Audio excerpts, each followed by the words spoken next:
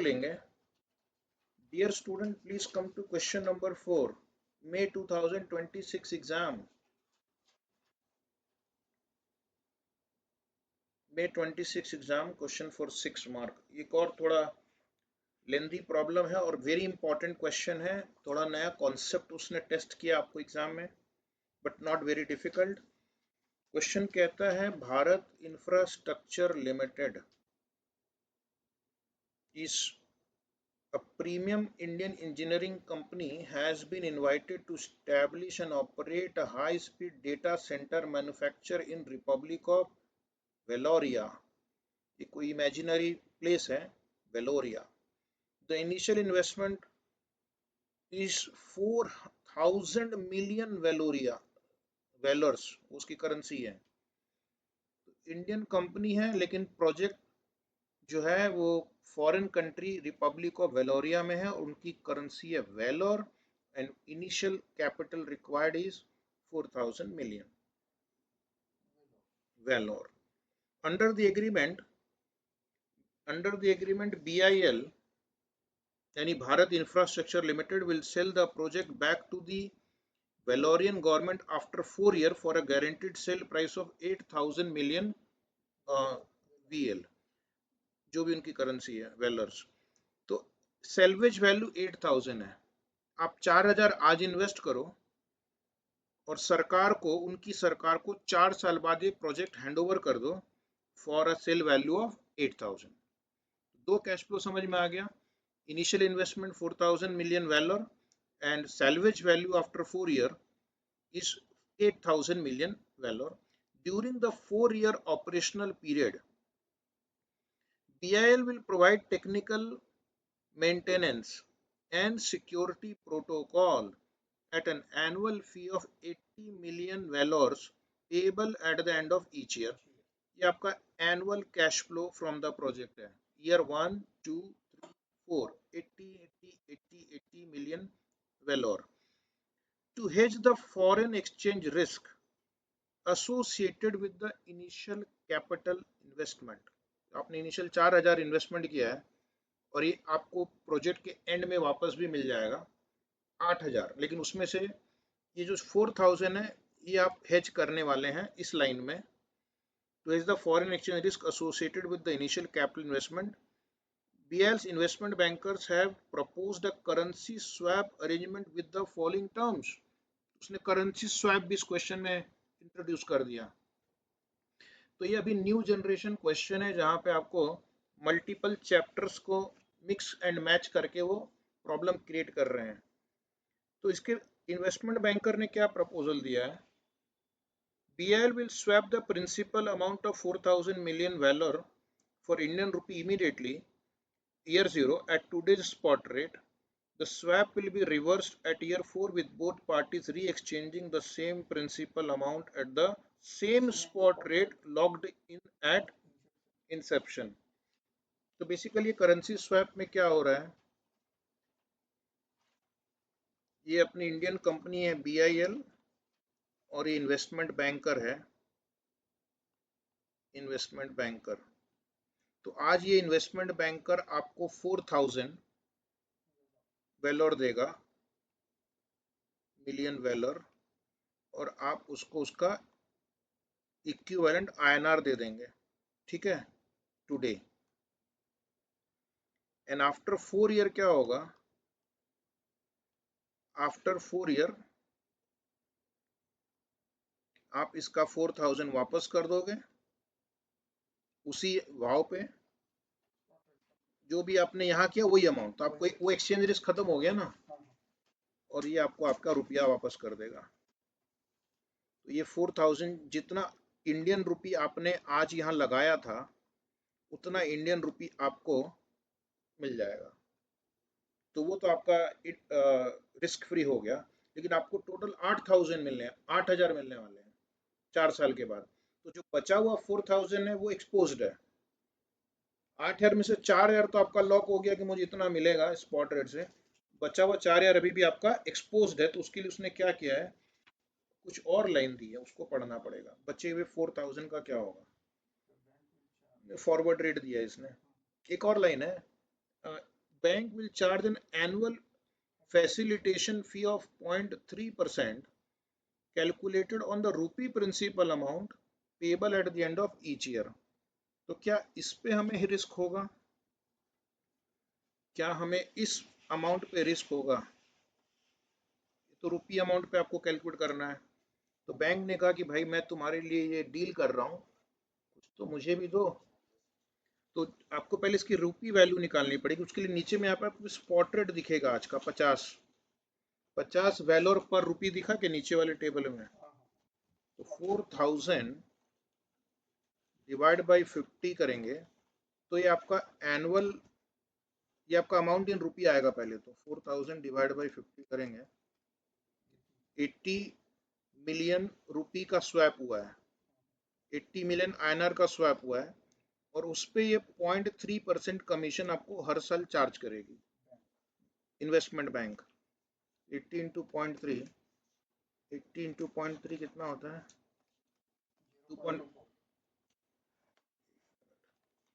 Into 0.3 0.24 आ रहा है, 0.24 million आ रहा है। हाँ ठीक है, 80 इंटू 0.3% है ना, 0.24 मिलियन आ रहा है। तो ये आपका रुपीज में अमाउंट आ रहा है। तो इस पे एक्सचेंज रिस्क नहीं है। तो एक्सचेंज रिस्क किसके किसके ऊपर है? एक तो वो जो आपको सर्विस चार्जेस मिलेंगे हर साल, उस पे एक्सचेंज रिस्क है 80 मिलियन पे। और एक जो 4000 आपको मिलेगा extra, excess over and above what you invested, उस पे रिस्क है।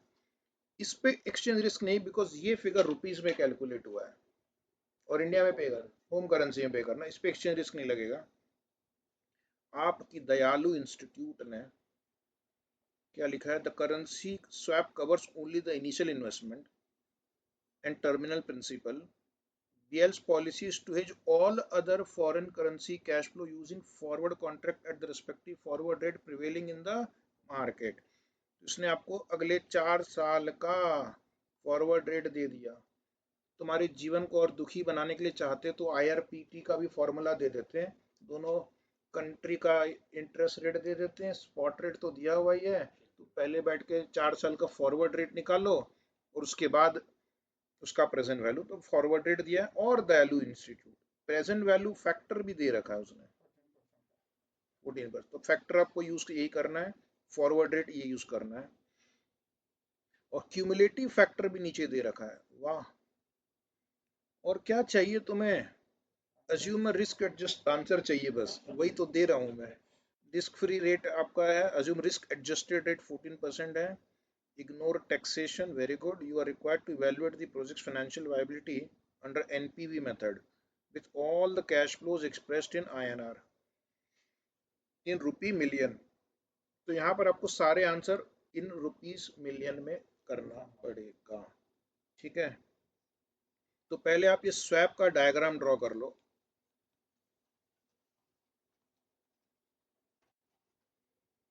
Today today BIL will receive 4000 million valor and BIL will pay 80 million INR।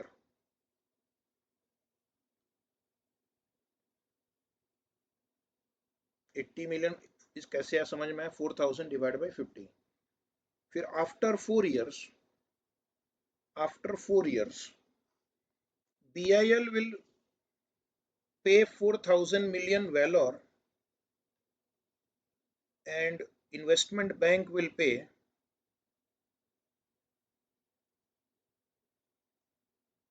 INR 80 million. तो इसको बोलते हैं करेंसी स्वैप।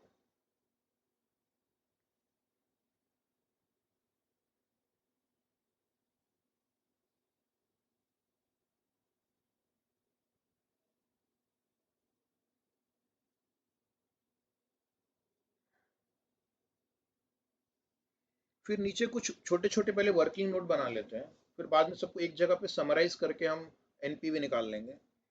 तो पहले लिखना annual bank charges annual bank charges by the investment banker, annual bank charges by the investment bankers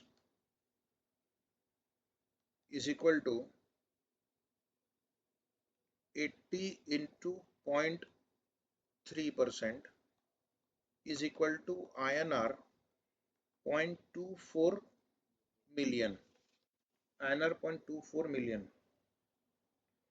फिर लिखना calculation of second working note, calculation of annual technical fees, annual technical fees in INR, calculation of annual technical fees in INR. छोटा सा table draw करेंगे, year, fees in bracket in million valor, फिर लिखना forward rate, bracket में उसने दिया है वेलोर पर रूपी, दिख रहा है क्या, और लास्ट कॉलम में cash flow in INR, cash flow in INR in bracket million, figures in million, year 1 2 3 4, आपको हर साल कितना मिलेगा, 80 मिलियन, लेकिन फॉरवर्ड रेट बदल रहा है. ऊपर टेबल में देखना, क्वेश्चन में 53 दिख रहा है आपको, टेबल सामने 56.18, 59.55, 63.12. एक मिनट, अब मुझे बताओ कि तुम इसको मल्टीप्लाई करोगे या डिवाइड करोगे. वेलोर में दिया है, रेट रुपीस का है, तो डिवाइड करेंगे. राइट, कुछ कुछ स्टूडेंट जल्दी जल्दी में मल्टीप्लाई करके आ गए. 80 डिवाइड बाई 53. अब क्या करो, इसको दो डिजिट में लिखो, 1.51 कर दें.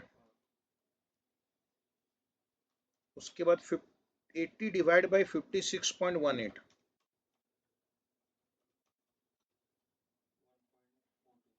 1.42,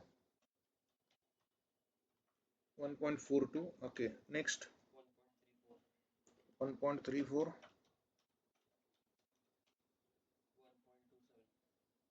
1.27.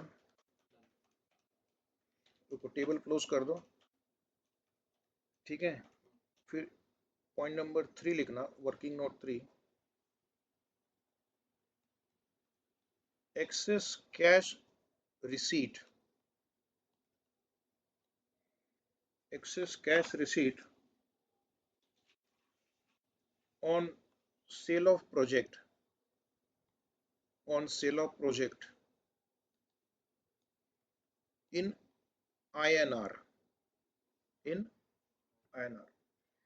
तो डील क्या हुई है फॉरेन गवर्नमेंट के साथ कि हम आपके देश में आएंगे, डेटा सेंटर लगाएंगे, 4,000 मेरा कॉस्ट होगा, आप मुझे 4 साल बाद 8,000 दे देना. अब उस 8,000 में 4,000 आपका हेज्ड ऑलरेडी है, जो हमने ऑलरेडी कैलकुलेट कर लिया, उस डायग्राम में दिखा दिया, तो वो तो आपको उसका एग्जैक्टली 80 मिल जाएगा. जो बचा हुआ 4,000 है उसका क्या करेंगे, उसके लिए हम फॉरवर्ड लेंगे. So is equal to 8,000 minus 4,000, और इसको आप डिवाइड करेंगे, forward rate for the fourth year का 63.12 है, 12, झूठ मत बोलो, ऊपर भगवान देख रहा है. 63.12, 4,000 divide by 63.12 is 63.37 million rupees. अब मेरे सारे कैलकुलेशंस रुपीस में आ चुके हैं, ठीक है.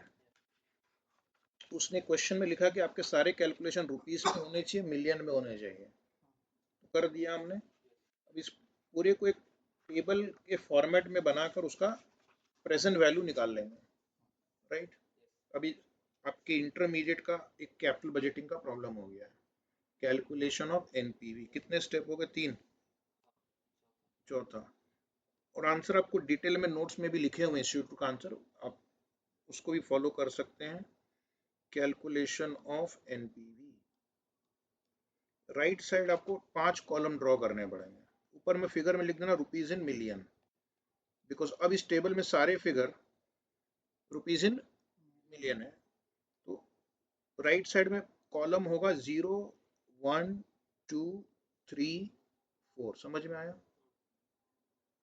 ये क्या है? 0, 1, 2, 3, 4 क्या है? ईयर्स है। तो पहले लिखना है यहाँ पे point number A, initial investment. Year 0 में इनिशियल इन्वेस्टमेंट होगा 80 का, 80 ब्रैकेट में। ईयर 0 में 80 ब्रैकेट में। और इसकी वर्किंग अगर लिखना चाहें, ऑलरेडी एक बार कर चुके हैं, 4000 डिवाइड बाई 50। उसके बाद आपको लिखना है point B, technical fees income. Technical fees income, इसके लिए हमने एक वर्किंग नोट या स्टेप नंबर 2 बनाया था। स्टेप 2 पे जाना, वहां पर आपको कैश फ्लो कितना लिखा था? 1 पॉइंट, लिखिए ईयर 1 में लिखना, ईयर 1 के सामने नीचे 1.51, 1.42, 1.34, 1.27। ये ऑलरेडी रुपीस में कन्वर्टेड है। उसके अलावा आपको पॉइंट नंबर सी लिखना है, बैंक चार्जेस, जो हमने कैलकुलेट कर लिया है आई थिंक स्टेप 2 में। स्टेप 1 था क्या? स्टेप 1 था। स्टेप 1 0 पॉइंट, वो भी 4 बार लिख दीजिए।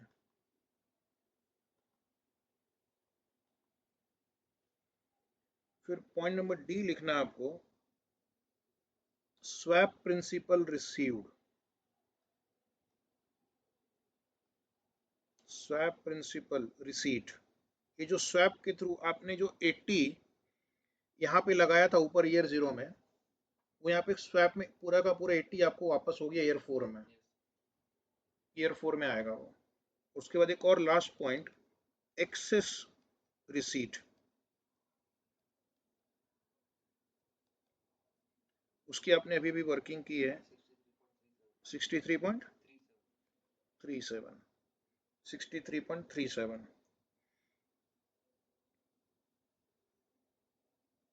और कुछ दिख रहा है क्या?